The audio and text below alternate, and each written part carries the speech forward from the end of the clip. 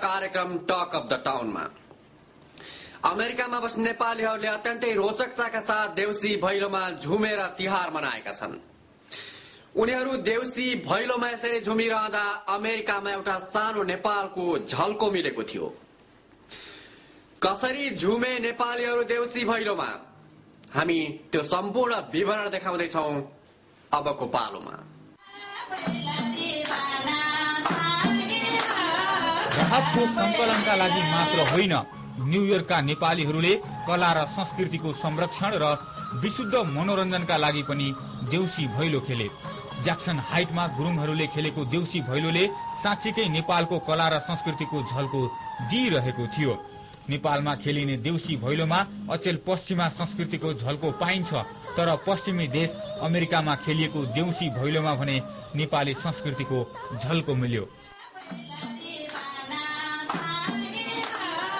गलामा माला पहिरिएर र कम्मरमा मादल भिरेर मौलिक नेपाली शैलीमा भैलो खेलेका थिए गुरुङ समुदायका यी नेपालीहरू।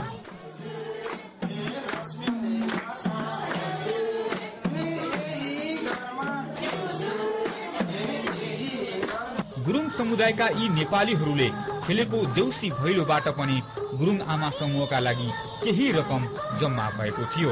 यो देउसी भैलोमा कुनै रेकर्डेड गीतहरू बजाइएन, बरु विशुद्ध नेपाली शैलीका गीतहरू गाएर फनफनी नाचे सहभागीहरू।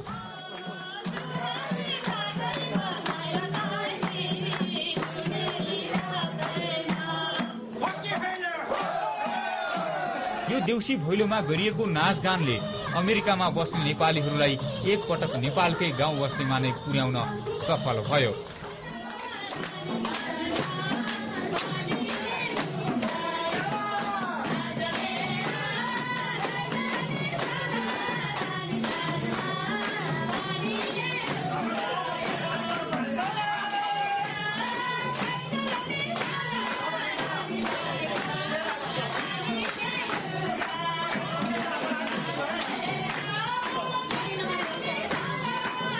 न्युयोर्कको ज्याक्सन हाइटमा साहित्यकारहरू पनि देउसी भैलो खेले।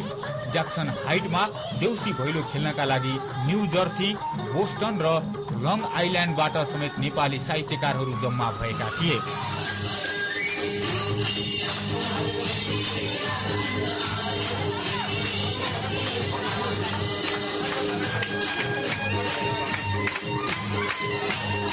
नाङ्लोमा बत्ती बालेर र फूलपाती राखेर नेपाली शैलीमा भैलो मागिएको थियो साहित्यकारहरूको देउसी भैलो कार्यक्रममा।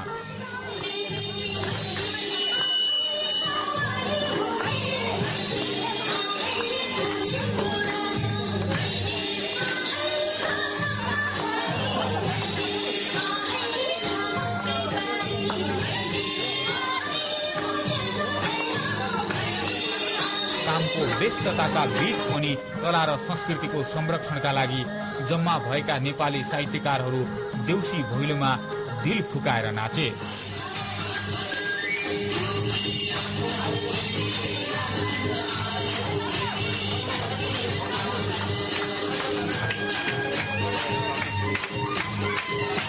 यसरी नाचगानका साथ तिहार मनाइरहँदा न्युयोर्कमा रहेका वामपन्थीहरूको संगठन युनाइटेड नेप्लिस डेमोक्रेटिक फोरमले पनि शुभकामना आदान प्रदान गरेर तिहार मनाएको छ।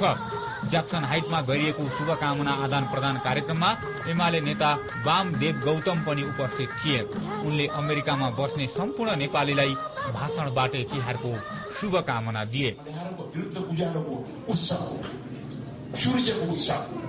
अँध्यारोबाट मान्छेलाई मुक्त गर्ने, उज्यालोतर्फ लिएर जाने यो उज्यालोको उत्सव दीपावलीको हार्दिक मंगलमय शुभकामना व्यक्त गर्दै मैले आफ्नो मन्तव्य अन्त्य गर्छु। युएनडीएफकी अध्यक्ष सीता खरेलको नेतृत्वमा भएको कार्यक्रममा समाजसेवी डाक्टर तारा निरौला, कांग्रेसका स्थानीय नेता आनन्द विष्ट, नेपाल आदिवासी जनजाति महासंघका महासचिव दिपेश लिम्बू लगायतले सबै नेपालीहरूलाई तिहारको शुभकामना दिएका थिए।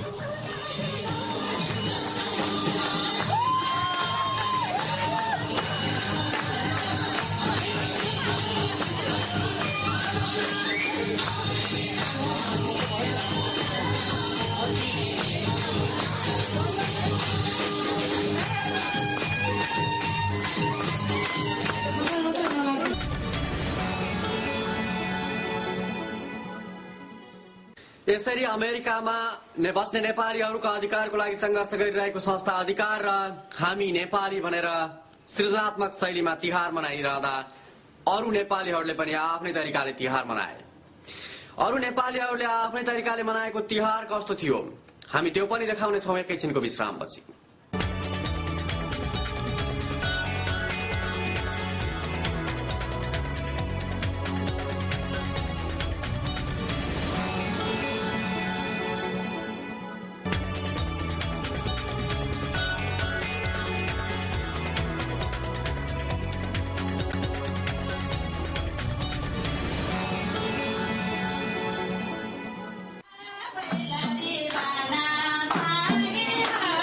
राहतको संकलनका लागि मात्र होइन, न्युयोर्कका नेपालीहरूले कला र संस्कृतिको संरक्षण र विशुद्ध मनोरञ्जनका लागि पनि देउसी भैलो खेले।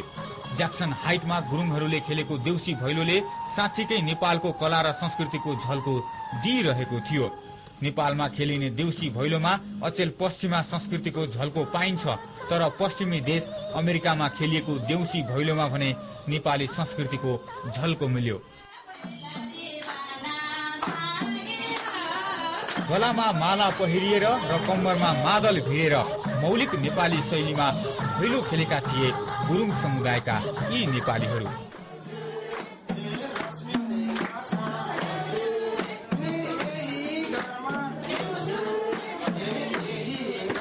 गुरुङ समुदायका यी नेपालीहरूले खेलेको देउसी भैलोबाट पनि गुरुङ आमा समूहका लागि केही रकम जम्मा भएको थियो।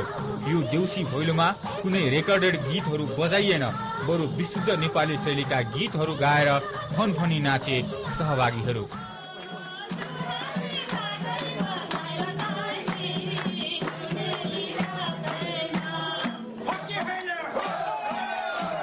यो देउसी भैलोमा गरिएको नाचगानले अमेरिकामा बस्ने नेपालीहरूलाई एकपटक नेपालकै गाउँ बस्तीमा नै पुर्याउन सफल भयो।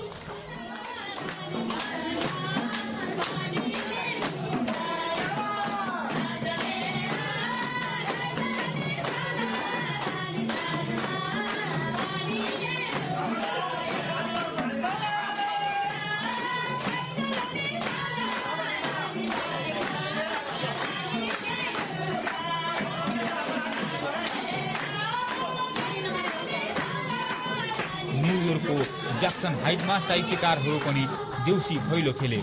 ज्याक्सन हाइटमा देउसी भैलो खेल्नका लागि न्यू जर्सी, बोस्टन र लङ आइल्यान्डबाट समेत नेपाली साहित्यकारहरू जम्मा भएका थिए।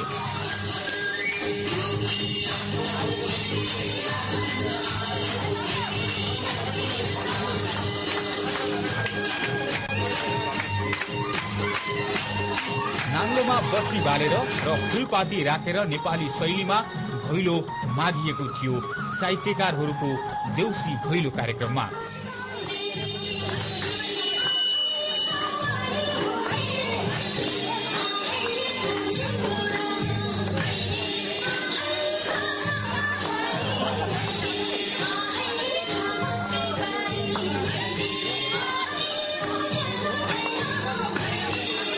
कामको व्यस्तताका बीच पनि कला र संस्कृतिको संरक्षणका लागि जम्मा भएका नेपाली साहित्यकारहरू देउसी भैलोमा दिल फुकाएर नाचे।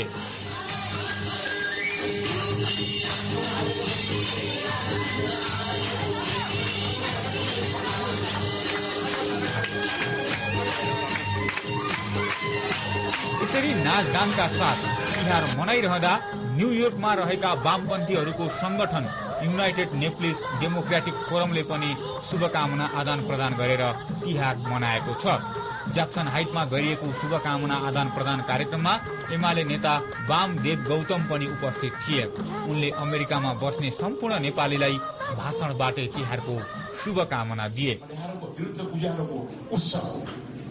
सूर्यको उत्सव अँध्यारोबाट मान्छेलाई मुक्त गर्ने, उज्यालोतर्फ लिएर जाने, यो उज्यालोको उत्सव दीपावलीको हार्दिक मंगलमय शुभकामना व्यक्त गर्दै मैले आफ्नो मन्तव्य अन्त्य गर्छु। युएनडीएफकी अध्यक्ष सीता खरेलको नेतृत्वमा भएको कार्यक्रममा समाजसेवी डाक्टर तारा निरौला, कांग्रेसका स्थानीय नेता आनन्द विष्ट, नेपाल आदिवासी जनजाति महासंघका महासचिव दिपेश लिम्बू लगायतले सबै नेपालीहरूलाई तिहारको शुभकामना दिएका थिए।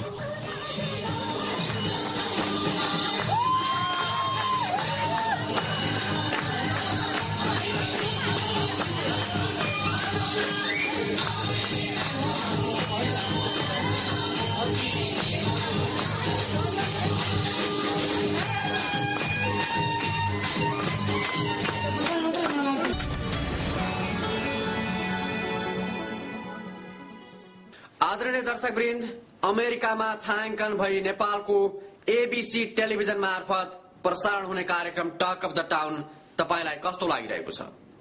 हामी तपाईको सल्लाह सुझाव र प्रतिक्रियाको पनि अपेक्षा गर्दछौं। तपाईको सल्लाह सुझाव र प्रतिक्रियाले कार्यक्रम टक अफ द टाउनलाई अझ परिष्कृत बनाउनेछ। आजको कार्यक्रम टक अफ द टाउनको निर्माणमा सहयोग पुर्याउनु हुने न्युयोर्क प्रोडक्सन हाउस इन्कर्पोरेसनका साथीहरू अध्यक्ष रुद्र पुन, कार्यकारी निर्देशक Om Prakash Gurung, deputy general manager Dipu Bhusal लगायतलाई विशेष धन्यवाद दिँदै र क्यामेरा र यातायातमा सघाउनु हुने सम्पूर्ण साथीहरूलाई विशेष धन्यवाद दिँदै म कार्यक्रम टक अफ द टाउनको यो श्रृंखलाबाट म किशोर पन्थी पनि बिदा हुन चाहन्छु। जाँदा जाँदै तपाईहरूलाई शुभ दीपावलीको शुभकामना पनि व्यक्त गर्दछु। तपाई एबीसी टेलिभिजन हेर्दै गर्नुहोला। नमस्कार।